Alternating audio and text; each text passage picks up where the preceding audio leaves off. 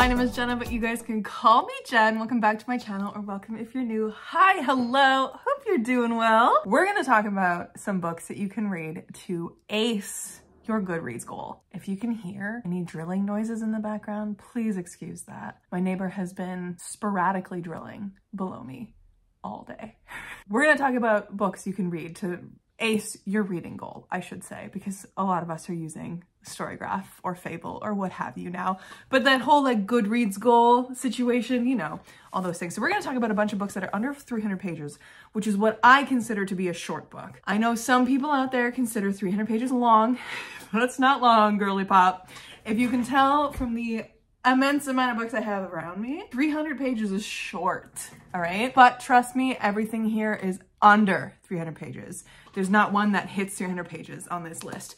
So we're gonna have fun. I have a bunch on my TBR. I have a bunch that I can tell you about. We have a mix of genres as well. Most of them are fantasy because that's what you're here on my channel for, but there's a whole bunch. So we're just gonna get into it. First up on the list, I highly recommend The Lies of the Ajango by Moses Osei-Utomi.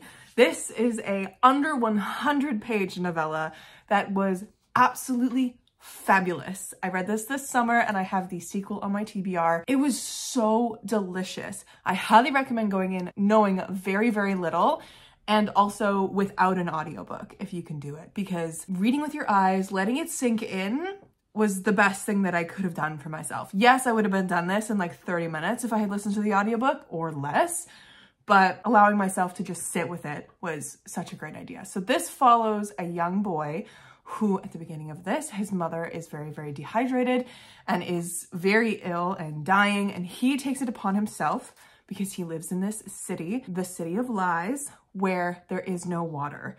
So he decides to go on a quest, become the town's hero that they've always needed and never had. And he's going out to find water. And that's all I will leave that as, because this was so good. It was the perfect length of a little novella, a bite-sized story, and I'm so excited to see what Moses Osei-Utomi does with the sequel. And there's also a third one coming out next year. So anyways, but yeah, both this one and the sequel, which is, as I said, on my TBR, The Truth of the Aleke, are out now. So definitely go pick these up. They're worth your time. Another bunch of novellas that you could read are the Ni Vo novellas. I can't remember if this is the first one or the second one, but this is The Empress of Salt and Fortune. They have a bunch of these kind of stories where you don't actually have to read them in order. It follows Cleric going around and it gets like Cleric is gathering stories. And in this one, they talk to Rabbit, which is very interesting. So these are all very good. They're all very, very, very tiny.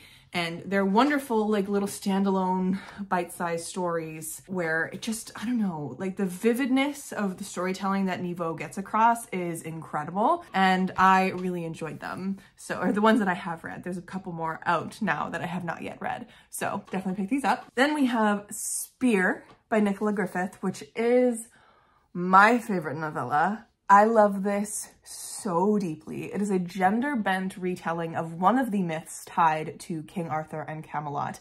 This follows Peretur, who in that myth is a man and is a knight of the Round Table. But in this, it's gender-bent. Peretur is a woman, and it also follows Nimue as well. And it's perfect. This is a delicious novella where it's the word choice and the delicious taste of the stories in here, or the words used in here, is just perfect. I loved this and I really need to do a reread.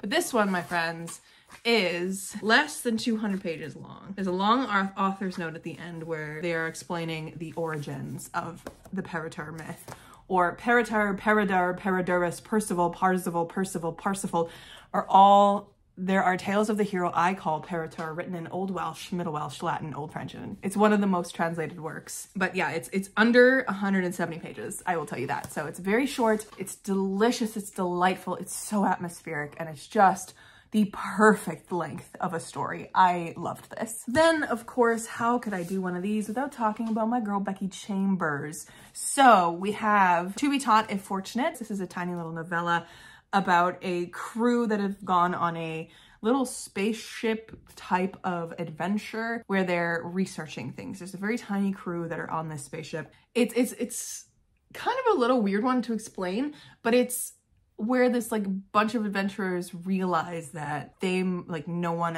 at home might even be alive to hear them anymore, kind of a thing.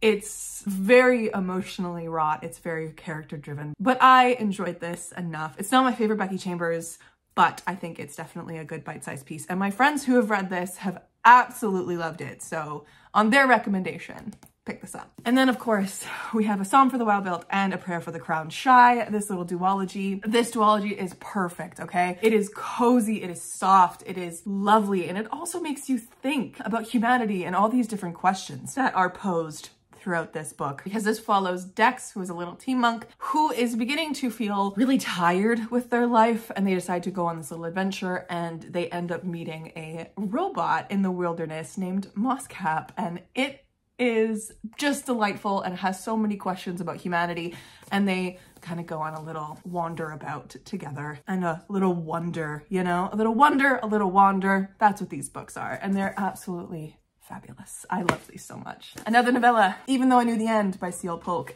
If you want something that's noir and has a little bit of intrigue and it's very sapphic, pick this up. I don't even know how to describe this. I believe it was pitched once about having vampires in it, but I don't even know if you could consider vampirism as a part of this, but it is definitely noir, kind of crime. There's serial killer on the loose. It's Chicago, and it's about this detective who is essentially trying to save her life and also the love of her life, and she's done a deal with the devil at some point. Like, it's fantastic, and C.L. Polk's writing is just stunning.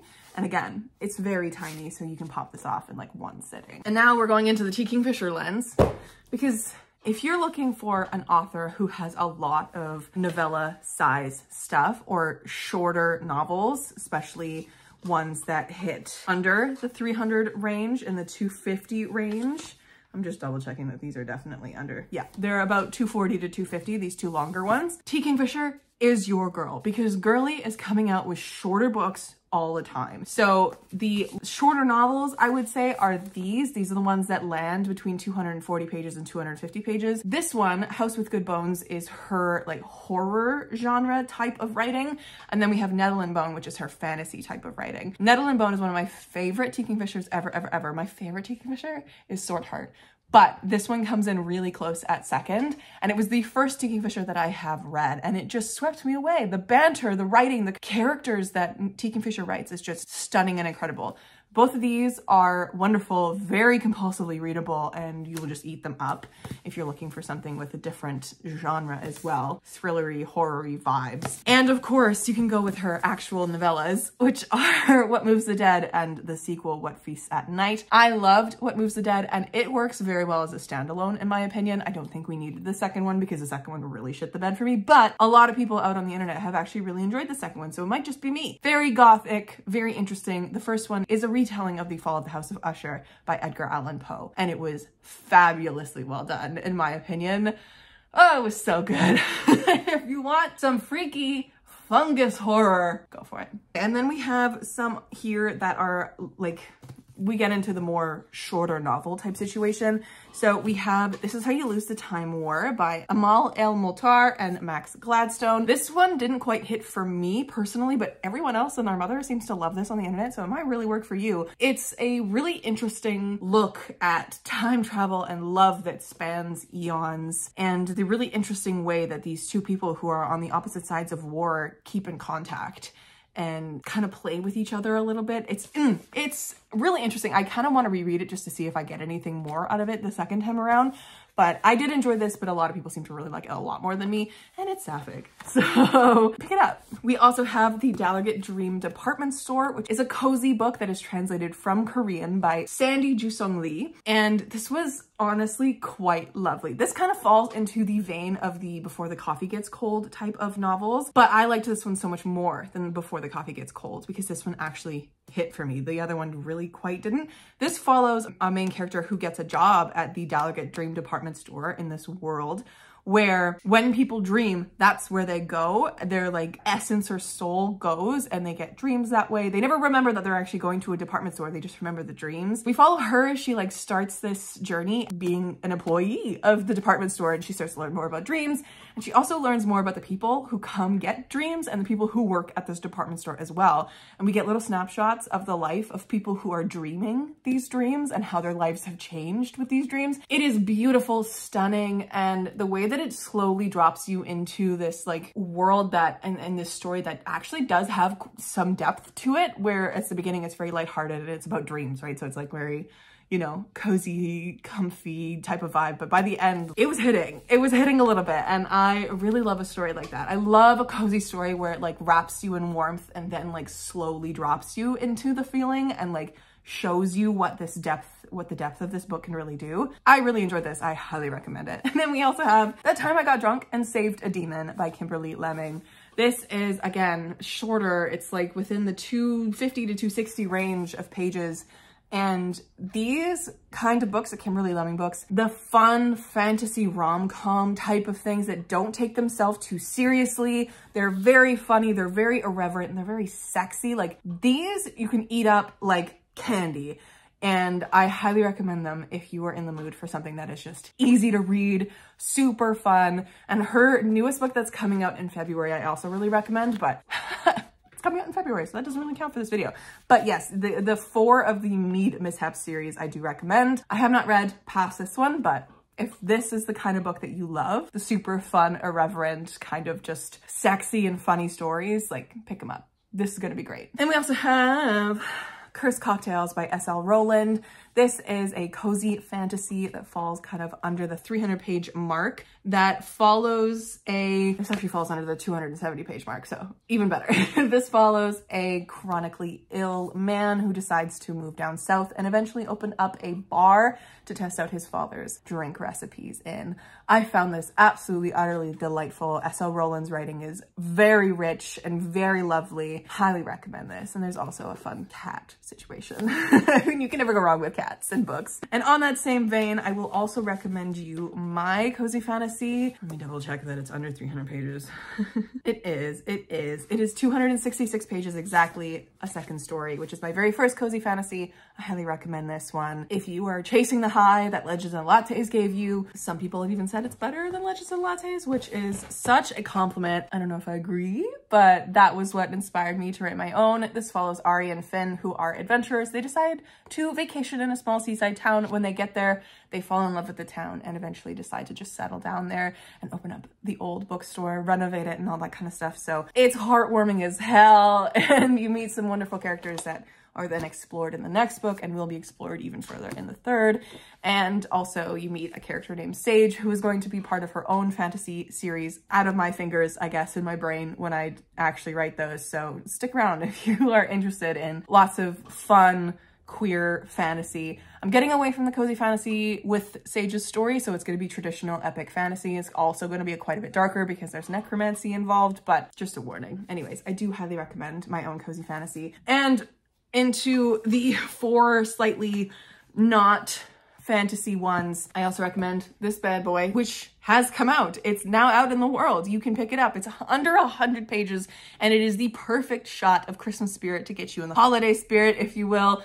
Highly recommend Merry and Bright by me as well. It follows Jack and Margot, 2 friends who end up getting stranded in Margot's bookstore over Christmas Eve, the 23rd of December, because a blackout and a blizzard hits, and they start to realize more feelings with each other, and it's cozy, sweet, soft. It's great. You are gonna love this, trust me. And we also have another Christmas one. If you're looking for something in the Christmas spirit, we have Hannah Bonham Young's Set the Record Straight, which is on my TBR as well for this Christmas season. I'm very excited about it again.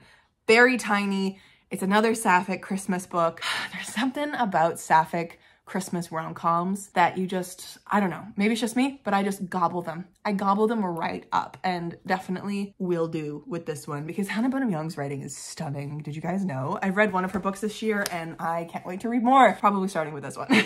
Other ones, if you don't want to read any fantasy, we have some hard-hitting ones with these 2. We have The Death of Vivek Oji by Akweke Emezi. This one is definitely quite short, but hits. It packs a punch. okay? This is a literary fiction that follows the death of someone by the name of Vivek Oji, but it doesn't actually follow them as a person. It follows people around Vivek. So we get the story of Vivek's life and through their eyes, and then we also get the story of Vivek's death through their eyes. It made me sob. It was something. It was interesting. Kweke Emezi is an incredible author. We also have Minor Detail by Adania Shibli. This is a Palestinian work. The first half of this book follows a soldier who is a terrible, terrible man. And the whole time he's being like corrupted and rotting from a wound that he receives. But it's the story and the capture and the murder of this Bedouin woman who then 25 years later, this other woman is trying to figure out her story as well. And she's in Palestine trying to research this. So it's an incredibly well-written novella. I think it took Adania Shibli 15 years or 10 years. I was reading an interview to craft this, and it is expertly crafted, friends. Like, it is just so good, okay? And this is also translated. This is a piece of translated fiction as well. So highly recommend this one if you pick any of these up. Some of the other ones on my TBR, I did already mention The Truth of the Aleke. I got a bunch. So another novella that is a fantasy novella from the library that I have is In the Shadow of the Fall by Toby Ogundiran, which I will be reading as well to beef up my Goodreads reading challenge. I also have 2 cozy books as well that are under that 300-page mark. We have Love at First Glance by Griffin Murphy. This, she keeps advertising as a like Ella Enchanted, really funny, goofy vibe. I'm so into it. All I know about this one is that there is a like competition to win a woman's heart, and then her sister, that woman's sister, gets into the competition to like thwart this guy, and then they end up falling in love.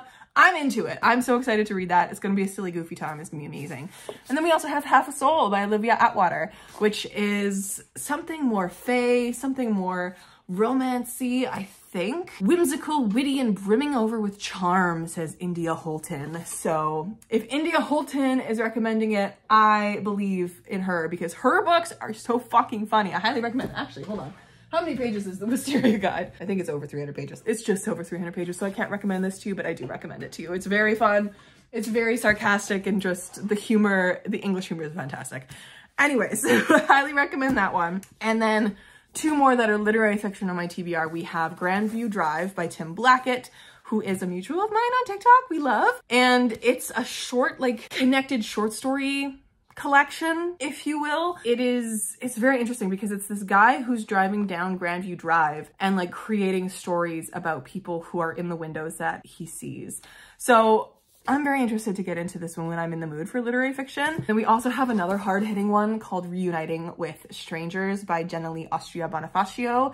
I met Jenna-Lee. She is a fucking amazing person. This is really heavily inspired and pulled on by Jenna-Lee's experience with the Filipino refugee immigrants coming over from the Philippines and reconnecting with their families. So it's very hard-hitting. It makes people sob. It's just apparently one of the more hard-hitting ones. So when I'm in the mood to cry, I'll be picking this up. But I highly recommend you check out anything on this list that you see today. But yes, my friends, that's everything I have for you today. I hope you found at least 1 or 2 books that you can use to help beef up your reading goal before the end of the year. I also highly recommend graphic novels to get through that, to get your reading goal done. Definitely check out some books. Definitely pick up my books because you're gonna love them, trust me. If you watch my videos, you're gonna love my books. And I hope you guys all have a wonderful, wonderful day after watching this video and a week going forward. I love you deeply. Thank you so much for watching, and leave more recommendations down below. If you have any more like short, under 300-page book recommendations, please leave them in the comments because we need to share the love of tiny, short, delicious reads. I'll catch you in another one very soon. Stay kind and keep on reading. Oh.